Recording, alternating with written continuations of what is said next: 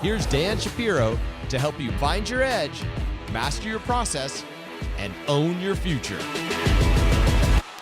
Hey guys, good evening everybody. Welcome to another edition of the AccessTrader.com weekend update show. Hope everybody is doing well. Hope everybody's having a great start to their weekend. Hope everybody's in the middle of an amazing holiday season. Christmas is 3 weeks away, man. 3 weeks away, and we are pretty much done for the year. We are in the last lap of 2025. Hopefully all you guys are progressing, are growing, or building a foundation, whatever way you guys choose to trade, whether it's day trading, intraday, overnight momentum, swing trading, options, equities, futures, commodities, whatever your drug of choice is. Again, there's a lot of ways to put the stakes in the freezer, but the most important part is the way you choose to build your foundation is ultimately going to be the common denominator if you have longevity in this business. And again, if you are interested in pivots, guys, we've been having a live link for the 30-day heavily discounted trial for the whole holiday season. Instead of having instead of having a Christmas and then Cyber Monday and Black Friday and and Groundhog's Day, we just let the link live throughout the holiday season. It will be discounted until the end of the year, right? End of the year, it's a couple more weeks. I know a lot of you guys have taken advantage. So if you are interested in having a little bit of trouble kind of getting into a starting mode in your career, you've seen bullish sentiment, you've seen bearish sentiment. And again, if you're kind of like in the middle of not getting anywhere, all it takes is 30 days to see if pivots are a right fit for you. So thank you very much. Hopefully I'll see a lot of you guys this week. So let's talk about the markets. Again, obviously we are continuously building above the 50-day moving average. Again, if you got nothing out of this year by watching me, you kind of know below the 50-day bearish, above the 50-day is bullish. 607 again was the big buy trigger. 607. We are now day 1, 2, 3, 4, 5, 6, 7, 8 days above the breakout number, and we have gone so far from 607 to 629 on the Qs. Again, the power of sentiment shift. It's very, very important. Does the market look a little bit tired? Yeah, a little bit tired. You can see this a little bit of an inverted hammer starting to form here on the NASDAQ 100. Doesn't mean now the market is a top. No, it doesn't mean anything. It just means it's an inverted hammer, right? It's an inverted hammer. You might see a little bit of weakness at some point throughout the week, but until we get back below the 50-day moving average, you're going to see stocks, regardless if the indexes are weak or not, you're going to see stocks start to reclaiming back their 50-day moving average. If you've been watching this broadcast this week, I've just giving you guys one after another of stocks reclaiming back their 50-day moving average, and you can see them. I mean, the big one this week was Tesla.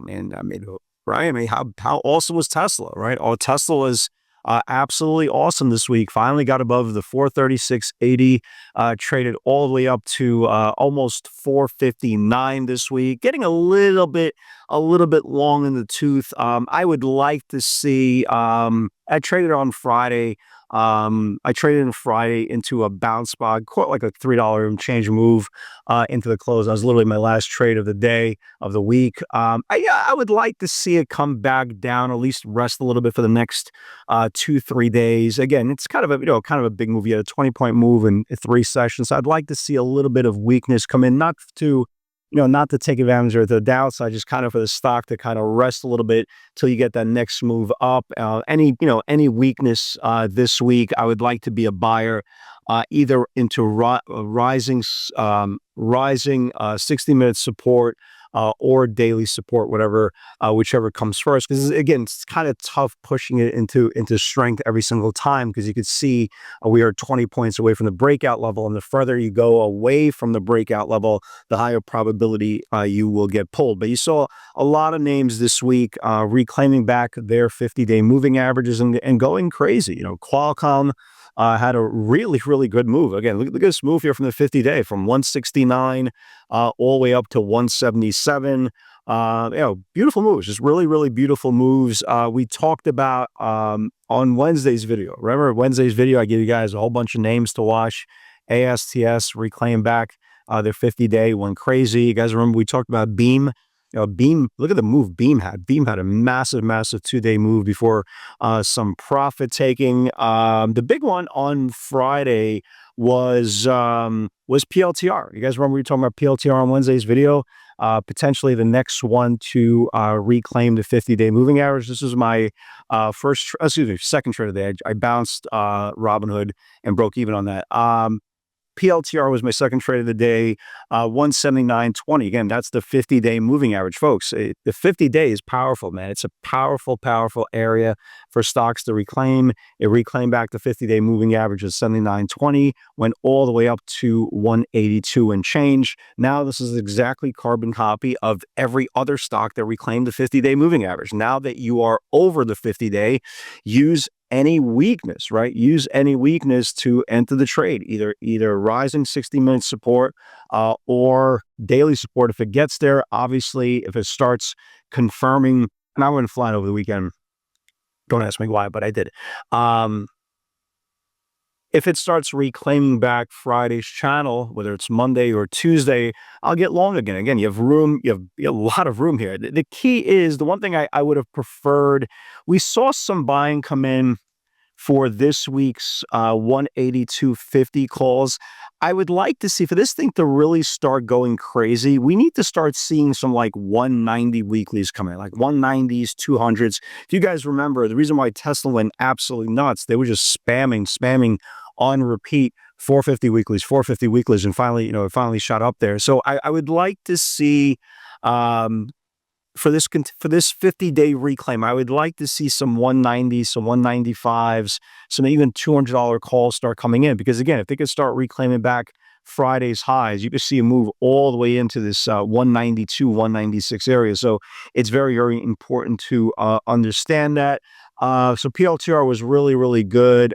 Serve, also another name that reclaimed its 50-day moving average. Again, not every stock is going to move up $4 or $5. Again, this is a $13 stock.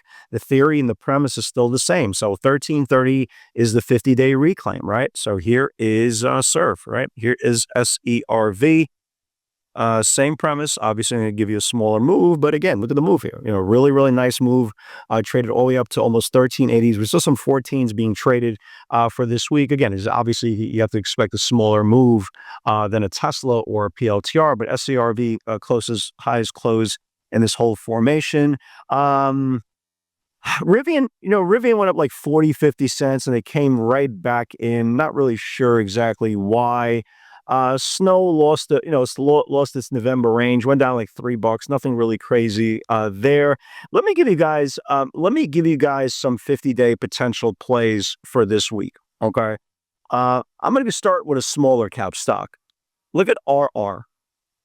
I know some of you guys remember this thing. For all you guys who trade small caps, it had a really brilliant run from the summertime. Went from like $2 all the way up to like $7.50. As you can see here, on Thursday and Friday, it had back-to-back days rejecting, right? It's got rejected off the 50-day moving average back-to-back days. So watch this thing this week. If this thing can reclaim back the 50-day moving average, who knows? Who knows? You might get lucky and have a move right back to the October highs, but the key is it has to get back above the 50-day moving average. Look at Roku, right? Look at Roku. This is now over the first close above the 50-day moving average as well. Same notes as PLTR, same notes now as Roku. Use any weakness as, especially if it retests back the 50-day moving average, use that area to bounce it. Or if it starts reclaiming back Friday's levels, this thing can really wake up as well. So definitely keep an eye on Roku now that it's back above the 50-day moving average. The big one I want to watch this week, and if you guys remember, we talked about Meta. Meta came out with news that they're basically, killing the metaverse. Apparently, buying real estate in real life versus buying make-believe real estate that if you lose a password, you're effed, right? Apparently didn't go along that well. So they're kind of killing that whole metaverse thingy-majiggy. The market liked that news, and the stock traded all the way up to the 50-day moving average on that news. And again, as you can see, just like RR that I talked about, it's gotten rejected back-to-back days on the 50-day moving average. The only difference between RR and Meta, well, I'll trade Meta and I won't trade RR. 676. Anyway, right? So buyers came in pretty aggressive. Okay, buyers came in pretty aggressive for this week. We saw some 690 calls being traded. We saw some 700 calls being traded for this up and coming week's expiration. Okay, all it needs to do is get back above the 50-day. If it could get back above the 50-day, I think we could see a move to 700, 712, 720s, but it has to get back above the 50-day moving average. Definitely my top watch going into this week. CRWV, not a 50-day play, but you can see here, you can see this linear regression line, right? Linear regression line's been kind of acting as supply. Again, not the strongest supply is obviously the 50-day, but there's obviously areas of the market that are going to be acting as supply as well. So you can see here, this linear regression line has been rejected once, twice, 3 times. Again, just like the other 2 names I talked about, it's been rejected back-to-back days under the linear regression line. If this thing could just reclaim the linear regression line, I think there's a shot you can see a move to the 34 EMA, which is roughly around 94. So definitely a name coming off the bottom that you want to definitely keep an eye on. And Microsoft. So Softy is kind of trying to reclaim back a minor level. This is not as good, obviously, as good of a setup as a Meta or PLTR or we saw in Tesla. Again, the 50-day moving average is all the way at 507, so we're nowhere near this conversation. But again, there's intervals that you can take advantage of. Again, not every single interval needs to be major. There's a lot of minor intervals that you can take advantage of. So for example, like all the other areas, right, stocks we talked about, in this case, Microsoft has been rejected off the 510 cross. 5-day moving average is the shortest term sentiment. The 10-day moving average is the birth of the trade. So you have a kind of a cross here of 2 supply zones they could wake up. So if it could get reclaimed back the 5-day moving average, you might get a move all the way back to this 591 level. Again, this is a $7-8 spread here. So I'll definitely keep an eye on that as well. If you look at all the other charts, NVIDIA, you know, man, oh man, it started the week the same way as PLTR. The only difference is PLTR finally got back above the 50-day moving average. NVIDIA's having trouble, okay? I'm a patient man. I don't need to trade this thing in random levels. I will definitely watch this thing this week. Again, although it's, not anywhere near the 50-day moving average, but you never know. Again, we are starting to see some pretty good call buying coming in on NVIDIA for the last couple of weeks. The problem is the price action hasn't played out alongside of those bets. Again, maybe this week is different. So I definitely want to keep an eye on NVIDIA. Again, I'm trying to make a list of major darlings, right? Major trading darlings that have the potential once they reclaim the 50 can go, right? We saw PLTR, we saw Tesla, we saw Qualcomm, we saw a whole bunch of names. And now this week, I will be definitely looking at Meta. Meta's, if Meta goes, especially now you have the option flow, Meta can really, really be strong. But again, back-to-back days, reclaim the 50-day moving, rejected the 50-day moving average. And now we need to push through. So the moral of the story is, again, I'm trying to, continue to find names that are getting back above the 50-day. Regardless of the indexes, you're going to see more and more days and more weeks of stocks kind of getting off the bottom channels to reclaiming those big levels. And that's exactly what you want to see after weeks and weeks and weeks of technical damage that the market is fighting back. Bitcoin, bounced back in the last, week or so, went from 80,000 to 92, 93,000, having a little bit of hard time here Saturday. It's roughly around 89,000. Again, a little bit heavy compared to the rally that we had in the indexes. Let's see how that plays out this week. But other than that, man, we got 3 weeks left, right? 3 weeks left in the month, 3 weeks left in the year. Again, for all you guys who've been following along, some of you guys have been following along for many, many years.